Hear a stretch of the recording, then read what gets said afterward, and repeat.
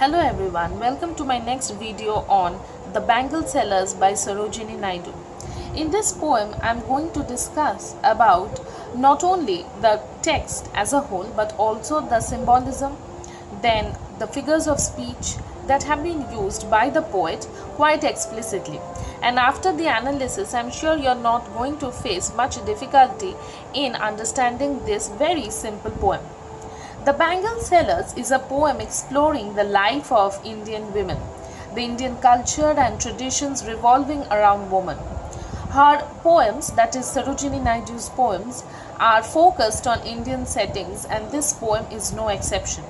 If you look at her other poems, for example, The Coromandel Fishers, it clearly is focused on the Indian settings, and this poem, as you will find soon, is no exception.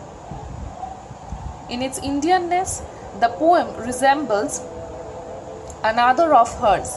It is quite similar to one of her other poems known as In the Bazaars of Hyderabad. There, the Indianness is the fragrance of Indianness, if I can put it in that way, is very strong. So here in this poem, you will see that the different stages of a woman's life, starting from the maidenhood till the old age, where she is getting married and spending her life in her in-laws with her husband, bringing up dutifully her children and performing the household chores. The entire journey is depicted quite beautifully.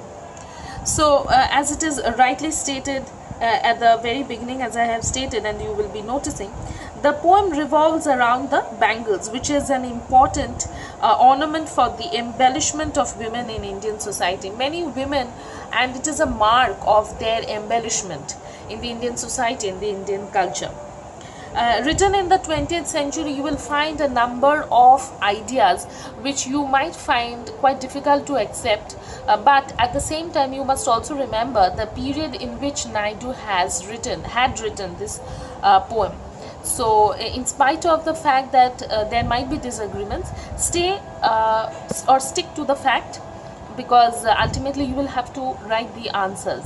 Write the answers the way it is stated in the text, and then you may contradict it or support it with examples, so that it helps you to score better marks and you can write some distinct answers. Bangle sellers are who we bear our shining loads to the temple fair. So the bangle sellers, here, by the very word itself, the class essence is evoked, and they are speaking together. It is not that one is speaking, the other is quiet, then the second one is speaking, and the first one is quiet, and that way. It is a unanimous tone. Okay, it is written here also, you will be noticing. It is a unanimous voice. So the bangle sellers are telling that we are the ones who carry the shining loads. So the unanimous voice is telling that they are introducing themselves and telling that we carry the bangles to the temple fair. Why? Because the women of the household, be it the maidens, that is the young women who are unmarried, and also the married women, they go to the temples to offer their prayers. Who will buy these delicate, bright, rainbow tinted circles of light? So the hawkers, they are calling out and literally advertising their bangles and calling out to the probable customers. So the rainbow tinted circles of light is the example of a metaphor, because they hint at the bangles, the color of the bangles. So the color of the bangles are equal to the different colors of the rainbow. Lustrous tokens of radiant lives for happy daughters and happy wives. So the lustrous, they are full of luster, they are glossy, and they are the tokens of the radiant light. So the different colors, the different shades of the bangles represent the bright and the different shades of a woman's life. So the Indianness of the poem is illustrated very explicitly in the final two lines of the first stanza. It is that the bangles are tokens of prosperity and happiness throughout India for all the Indian women. Okay, now let's move on to the next stanza. Some are meet for a maiden's wrist, silver and blue as the mountain mist. Some are flushed like the buds that dream on the tranquil brow of a woodland stream. Some are aglow with the bloom that cleaves to the limpid glory of newborn leaves. So here what Sarojini Naidu is telling is that some are meet, means some bangles are suitable for a maiden's wrist. Some bangles are appropriate for a woman, for a young girl who is unmarried. Silver and blue as the mountain mist. So the different shades, the silver and the blue shade of the bangle has been compared to the mist of the mountainous regions. You will see there's a different mist by itself does not have any color. Okay, but if you go to the mountainous regions, it seems that as if it is mixing with the atmosphere, the entire weather, the mist mixing with the mountains, as if it is married, the mist itself is married to the atmosphere, the skies, the mountains, and it seems that it has taken on the tinge or the hue of the blue color. So the unique bluish color that is gained by the mist, that has been compared to the shades of color that the bangle sellers have for the bangles. That is also available. So first you get the rainbow colored circles. Circles means the bangles, because they are the typical or the traditional bangles are roundish in shape. So first you get the rainbow colored bangles. Now you get silver and blue colored bangles. Next, what do you get? Some are flushed like the buds that dream on the tranquil brow of a woodland stream.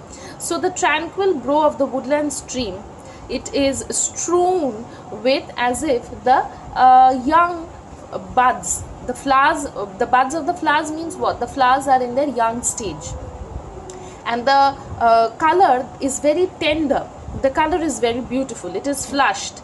So the flushed are the different shades of pink and or red, and I'll explain the simile and the way it has been compared to the bangles. The flowers, the color and the flowers, that has been compared together with the bangle. That is literally something that you can close your eyes and visualize. It seems that the flowers are lined along the banks of the stream, and the lining or the line, that is as if in a dream. It is so beautifully placed, and because in a dream it is not very harsh or contrary to your sleep, isn't it? It is like it goes together. It is something that does not jar your mind. It does not create too much of disturbance until and unless you are having nightmares. But nature is absolutely in sync with everything, and the way the flowers are there on the woodland stream, the buds, that is, they are there on the woodland stream, it is absolutely beautiful. And the shade of that pink, in that shade of pink, the bangle sellers also have the bangles. So some are flushed, that is, some bangles are flushed are there in the different shades of pink or red, like they appear in the dream. So here it has been compared to the flushed buds. Okay, so the bangles have been compared to the flushed buds, and here there has been a use of simile. On the tranquil brow of the woodland stream, some are aglow with the bloom that cleaves to the limpid glory of the newborn leaves. So some bangles are there of the bright shade of light green. You will see that when leaves that are young, that are growing tenderly on the trees, on the plants, they are very light green in color. They are not a very dark shade of green, but that light shade of green is also very bright. And the bangle sellers are telling that it is that shade of green which cleaves, that is, which marks a deviation, which there is a separation, it is a gap between the two parts, to the limpid glory of the newborn leaves. So it marks the clear dew drops of the newborn leaves. So when there are dew drops that are falling, it is separating one from the other. That's it, two parts of the leaves, because with the, if you divide the leaf, there is a midrib in between. and when the dew falls, it is separated on the two parts because it is so distinct, it is so clear. Why? Because the leaves are very tender. And on the newborn leaves, as I told you just now, it is the tender leaves.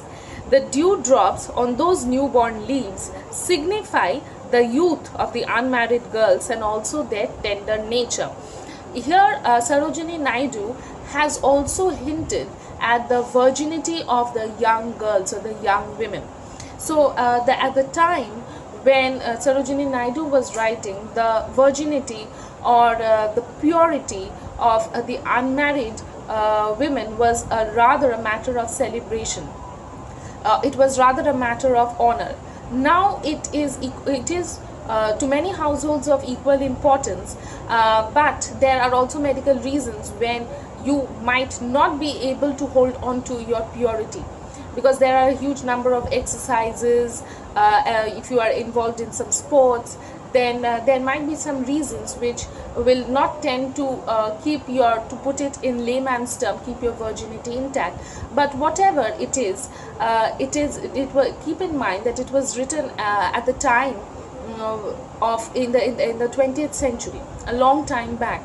So it was a matter of great honor and pride when the young girls had their purity or their virginity totally safe before their marriage. So that is what the poet, that is Sarojini Naidu, is trying to express in this line, that it is as tender, as pure, as the color, that is the shade of color is as tender, as pure as the young girl's virginity, as the tender nature of the young girls.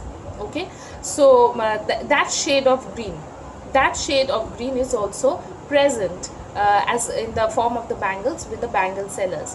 So we get the rainbow tinted bangles, then we get the silver and the blue shades of bangles, then we get the flushed, that is the shade of pink or red colored bangles, and now we are also getting the bright light green shade of bangle. Now let's see what the poet is telling in the following lines. Some are like the fields of sunlit corn. So here again you get another shade of color, that is the fields of sunlit corn. The color of the sun is bright yellow and the corn is also yellow. So it is the different shade of yellow altogether. It is as if doubly enhanced shade of yellow. Okay, so the bangle sellers have the shade of yellow color with them, the bangles of yellow color with them, meet for a bride on her bridal morn. So the yellow bangles are absolutely perfect for a bride who is supposed to wear the bangles on her bridal morning. Some like the flame of her marriage fire. So some bangles that she is wearing, or some bangles are there that represents the marriage fire, the shades of the fire that glows during the marriage. It is of a deep red, sometimes it is orange, and sometimes it is bright yellow. So this unique color combination that is noticeable during the marriage, that unique color shade is also present with them in the form of the bangles. So now we see that it is important that you realize that by this time the woman has evolved from a young girl to a girl in her teens, and now she is she's of the age, and the time for her is now to get married. So the representation of the marriage fires, here Naidu is talking of the marriage fires, the bridal mornings. So the transition has already started taking place. And like the flame, so like the flame is also a simile. So the bangles are of the color of the flame of the marriage fires, hence the simile that has been used here. Or rich with the hue of her heart's desire. So the desire of her heart to have a happy family, to live a happy life with the blessings of her parents and the in-laws, just like any typical or traditional Indian woman is capable or should do. The color, the redness of the heart, the excitement, when you represent excitement, when you represent too much of energy, it is generally represented deep shades of red. It may be represented in different color, but since in the poem it is talking of the heart's desire, we can talk or mention it safely here as the different shades of red. So the bangle sellers also have bangles that are deep red in color, tinkling, luminous, tender and clear, like her bridal laughter and bridal tear. So tinkling, luminous, tender and clear, these are the emotions in our heart. There are variety of emotions, but most of them vary around these basic. Tingling, why tinkling? Because sometimes there are certain emotions which is very pleasant, but it is not of such a degree where you can just laugh it out aloud. So there is a unique happiness in that tinkling sensation, just like the jingle of the bangles, just like the jingle of the piles or the nupurs, to put it in the Indian terms, that you wear. Luminous, colorful, the joy in your heart is very light, it is very colorful, it is bright, tender. You feel very light, you feel very young when you experience that sort of an excitement, when you feel happiness. And clear, you are not confused about the emotions that you are feeling. So all these emotions are associated with happiness. So there is not much confusion, there is not much anger or sadness that is associated with these words: tinkling, luminous, tender and clear, like a bridal laughter and bridal tear. Yes, she is happy and sad at the same time, because due to her transition, due to her transition from the maidenhood to the age when she is supposed to get married, she is happy because she is going to a new household. She is a bride now, she has become a wife, she is going to have a new family. But at the same time, she has to leave her parents' home, just like the traditional Indian woman has to do. So they signify both her joy of starting a new life with her husband and leaving her parents behind. So the transition in the woman's life from a maiden to a wife is again hinted here. Okay, now let's move on to the final stanza. Some are purple and gold flecked grey. So now we get another shade of the bangles, purple and gold flecked. For she who has journeyed through life's midway. You will notice that with each passing phase of the woman's or the girl's life, the colors of the bangles are also changing, because for each age your choice of the colors also changes. Most of the times it changes.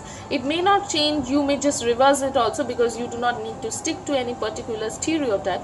But if you follow this poem and stick to the traditional pattern in which it has been written, and if you analyze it on those lines, on the traditional lines, then we can tell that this poem is also hinting at the change of the color that the bangle sellers are hinting with passing of each new stage in the woman's life. For she who has journeyed through the life's midway, whose hands have cherished, whose love has blessed. So for the woman who is presently middle-aged, for her this shade of the bangle is there with them, the purple and the gold flecked bangle. Whose hands have cherished, whose love has blessed and cradled fair sons on her faithful breast. So she has nourished, she has breastfeeded them, she has fed them with milk and nourished them and brought them up. So it has been her contribution in bringing her children up faithfully, and serves her household in fruitful pride. So she has remained faithful to her husband and family. So by you just cannot go into the one new household and just simply stay there, just simply conclude that I am staying faithful.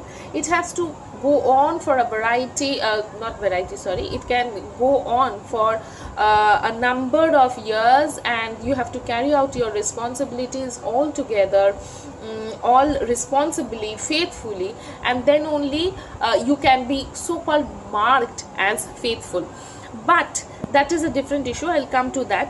So in order to be marked as faithful, you have to spend a large number of years in the household of your husband to be marked or labeled as faithful. And fruitful pride also refers to performing the duties of a wife responsibly and worships the gods at her husband's side. So, praying for the welfare of the family. Being a middle-aged woman, by the time she has reached her middle years, she has become a wife who is just sticking to her family, who is sticking to her household and praying for the welfare of her husband and her children. You will see that I have also mentioned here that the ingrained attitude of the male preference in the society of the poet's times is quite clearly understood here, because in this line we see that she is cradling her sons. There is not mention of the daughter. Another thing is that during the time when Sarojini Naidu was writing, so much of awareness of the women's rights, women's movements, and women were not so willing to participate in the outdoor activities. For them, household family was their sole aim, and staying and remaining loyal to their husband and family was the only thing that they were taught to be, so that they could be labeled as the good woman, or the concept of the angel in the house also comes in here. Now this concept is very important, because today when we are in the 21st century, it is very difficult for us to accept such stereotypical roles. Here this poem, it represents that during the 20th century what women were all about, or at least they were expected to be. They were considered, and in fact they are still considered the pillars of the family, but in building up that pillar, in staying that pillar, most of the times they end up being oppressed, they end up in lot of trouble, because they are not aware of their rights. They only know their responsibilities and duties, but along with that there comes the rights which they should be aware of. So that is something that is very important. Her only wish is the well-being of the family. This also signifies her respect for the cultural tradition of the society, because that is what women are taught in the Indian society. But now it has slowly started to change, and probably it will change for better in the future times also. Okay, you may feel that it is being typecasted here in the poem, but whatever it is, whenever you're writing answers, make sure that you justify your points with relevant quotations and examples from the text. That brings us to the end of this poem. I hope you will be enjoying this poem as you go through this video, and I have tried to explain everything. If you feel that there is something that you want me to analyze, feel free to ask, okay, in the comment section. And that's it for today. Happy learning. Oh, by the way, don't forget to drop a like and share, and if you haven't subscribed, do subscribe to One Stop One Poetry Solution. Thank you for supporting. Happy learning once again.